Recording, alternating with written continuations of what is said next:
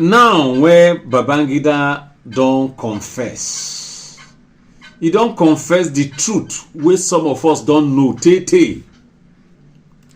The truth say na late MKO Abiola na him win the 1993 election. Now when he don't confess, what is the next thing for Nigeria? In a country when they normal, they suppose prosecute that man. But that is not all. Not be only Babangida go confess. There are two other people where me I believe this country is waiting for to confess. And that is the reason God is still keeping them alive. So that they will confess before they die. Number one of the remaining two people, na General Abdulsalam. Yes, Babangida don't come out talk say MK Abiola the best president we never had. Now he win that election. Abdulsalam should come out and tell us wetin kill Abiola. How Abiola take die? Because he was the one in government where Abiola died. That year I was 21 or 22 years old. And I don already dey work my office where I dey work that time. I get one white boss when they like to discuss Nigerian situation with me. Because he knows me I get brain for Nigerian politics. She enter where we dey sit down. Where staff they always sit down in the morning before everybody go in department. Now he can't throw this question open. He asked me, say, what is going on in Nigeria now that Abiola is incarcerated? Now I can't tell everybody, say, I'm not sure say Abiola go survive this thing. The morning where Abiola died, in the morning, around 8 a.m., I say they go buy that man. And by 2 o'clock in the afternoon, when I go for break, I enter that staff room. I just see for television, MK Abiola 19 so to 19 so. Now I say he don't finish. I say I talk am. Now so I hear the announcement say MK Abiola don't die. I was already politically enlightened as I then. I don't be small pikin. Don't take where they read my papa newspaper, they discuss politics. So I predicted the death of MK Abiola in the morning. By afternoon, between 1 and 2, I see the announcement on the screen of our staff TV. Now everybody went there with me in the morning, say, you talk amo. You see, sometimes when I talk, it be like prophecy, not be prophecy. Now prediction. What I take predict Abiola death that they be say? The situation, the quagmire that the country was in, that the government of Abdulsalam was in that time was to release Abiola. It's not possible. Many people don't want make them release her. Okay? To incarcerate her, the whole world was castigating the government. I just look at the two difficulty. I say the next thing I to buy that man.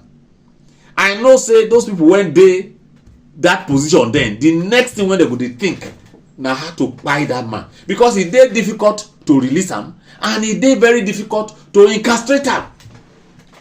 So what is the next option? So it was an empirical calculation by me, not be prophecy.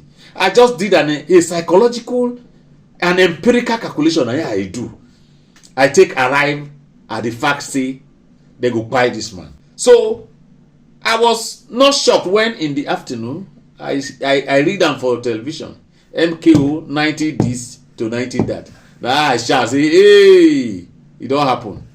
All the staff went there with me that time. They say, this small boy talk about. So Abdulsalam need to come out. He too need to confess before he die. Tell us how MK Abiola take by who by him.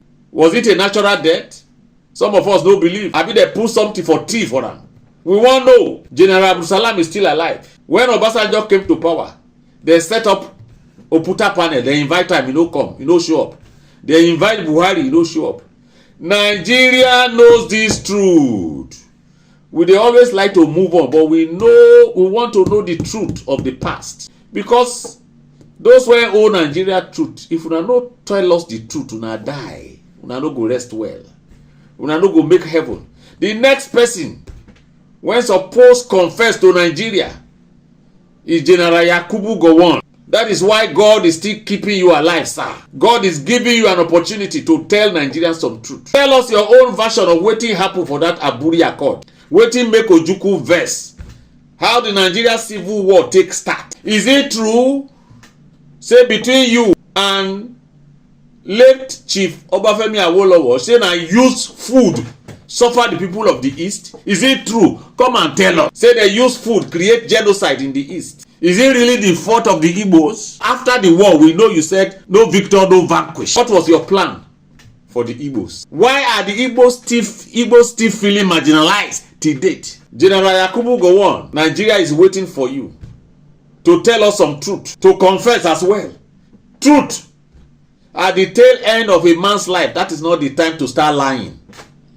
That is the time to say the truth and let the worst happen.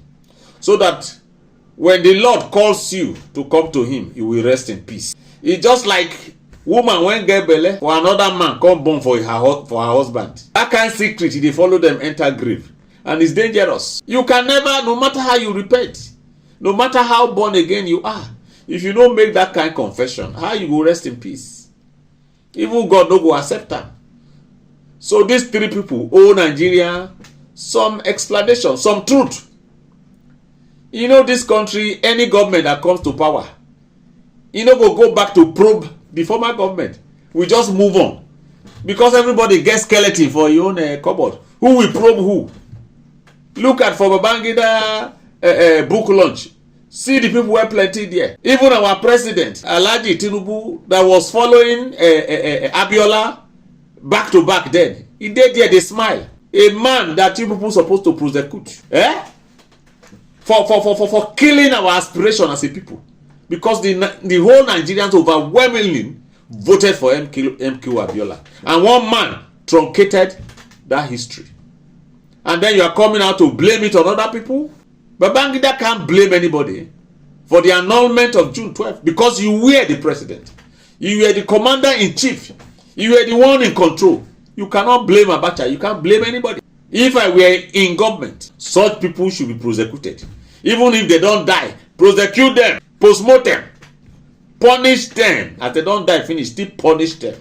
Carry grenade. You go use grenade, blast on people's grave. So that those who are alive will learn. The way we are going as a country, we always forget the past rather than probing the past.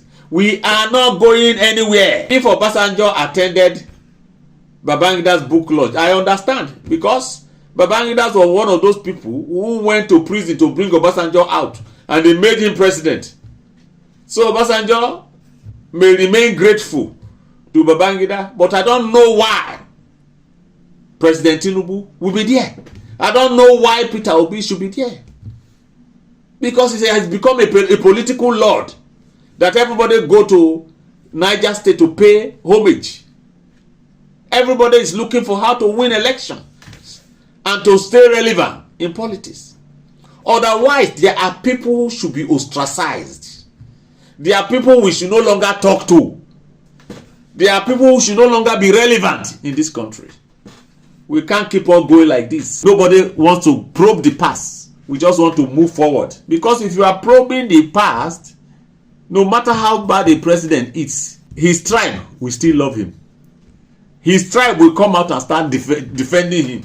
And then it will divide the country the more. That's why they do it. They just say, forget the past, let's move forward. If Abacha is alive today, all the money when we collect, we will not feel collect them. There are still people who love Abacha till date. Was it not after his death they named a stadium after him? That's how Nigeria be. So until we start to probe the past, we have to probe the past and let those coming up learn that you cannot just do anything to hurt your country and go scot-free. Until we do that, we will continue to grope in the dark.